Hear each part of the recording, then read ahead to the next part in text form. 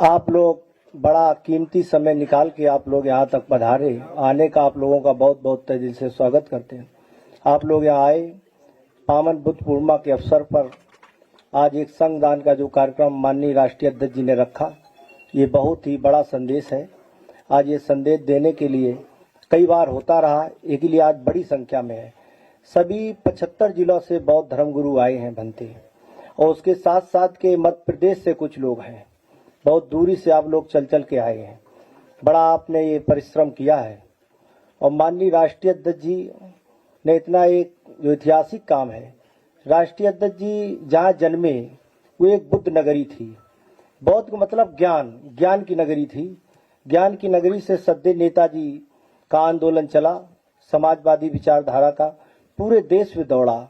और वो देश में दौड़ के आपने शोषित पीड़ितों और बहुजनों की आवाज बुलंद की। इसके लिए बहुत बहुत धन्यवाद।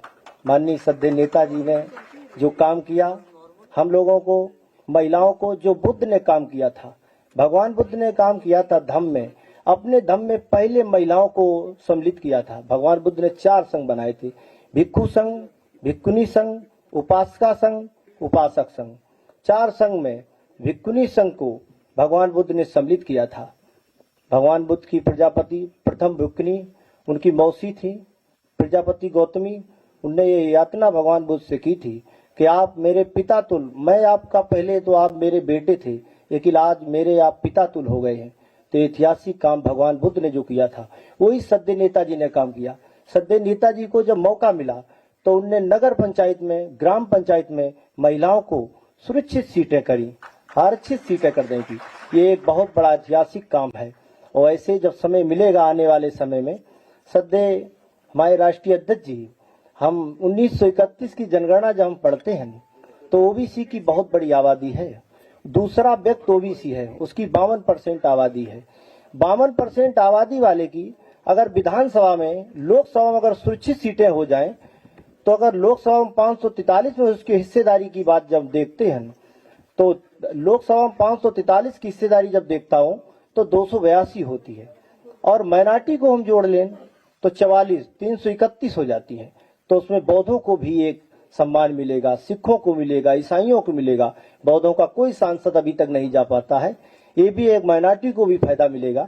जब बड़े पद पर हम लोग पहुंचाने का काम करेंगे पीड़ित समाज के लोगों को, तो एक ये बहुत बड़ी क्रांति होगी। जैसे अनुसूचित जाति की वित्त मंडलों में हिस्सेदारी है हमारे भाइयों की, उसी तरीके से ओबीसी की भी हिस्सेदारी वित्त मंडलों में होना चाहिए। ये बहुत जरूरी है कि ओबीसी के लोग भी बहुत दबे कुचले हैं, गरीब हैं गांव गांव। हम पूरे गांव में 18 साल में सर्वे कर रहे हैं। वामसेम में रहा, भिक्षु जीवन रहा। जो पीडीए पंचायत जब गांव गांव हमने की है, अयोध्या में गया था मैं, अभी 14 तारीख को शाम को बहुत भीड़ हुई थी। आपके पांडे जी हमको मिले भी थे। बिलारी हो, मुजफ्फरपुर हो, मुजफ्फरनगर या सहारनपुर, शामली, बहुत ही बड़ी बड़ी भीड़ें हुई हैं। तो हमें लग रहा है कि आने वाले 27 में बहुत बड़ा एक परिवर्तन होगा। अगर हम लोग पीडीए पंचायत तो भिक्षु संघ कर सकते हैं, 2027 में पीडीए पंचायत तो हम लोग गांव गांव कर सकते हैं। एक पहले से अभी 6-7 महीना चुनाव के बचे हैं। हम गांव गांव जान अपनी बात रखें, बताएं कि पीडीए की सरकार बनाओ, पीड़ितों की, शोषितों की, महिलाओं की इज्जत न लुटे, बहन बेटियों को जिंदा न जलाया जाए। एक ही लिए आरएसएस के एजेंडे में हमेशा रहा है बहन बेटियों को जिंदा जलाना। बहन बेटियों के यहाँ तक के स्तन भी खुले रखे, यहाँ तक के बहन बेटियों को हमेशा जिंदा जलाया। ये आरएसएस का मुद्दा रहा है। आरएसएस के लोग कभी भी महिला के पक्षकार नहीं हो सकते हैं। अभी आरएसएस फैला रहा है कि हम, महिला बिल आया था, विपक्ष ने इसको नहीं पारित होने दिया। एक लिए आरएसएस के लोगों से पूछा जाए, बीजेपी के लोगों से, देश में आपका बिल पास हो गया था, आप फिर दोबारा बिल लाए तो जाति जनगणना कराइए पहले ओबीसी एससी की।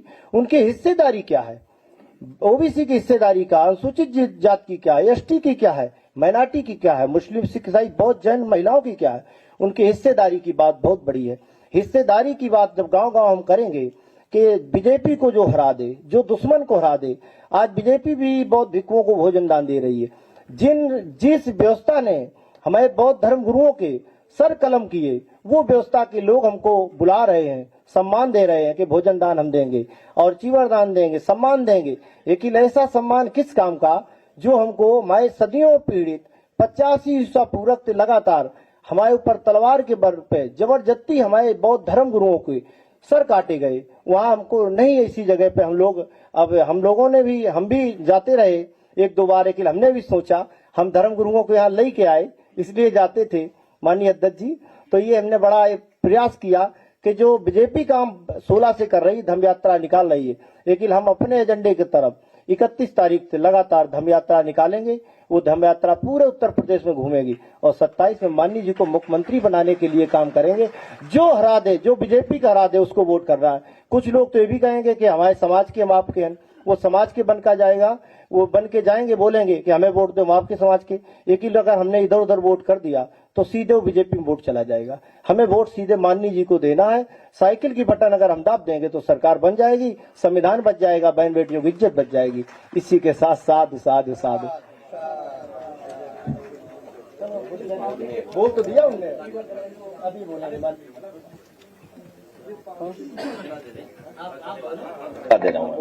धन्यवाद देता हूँ मैं।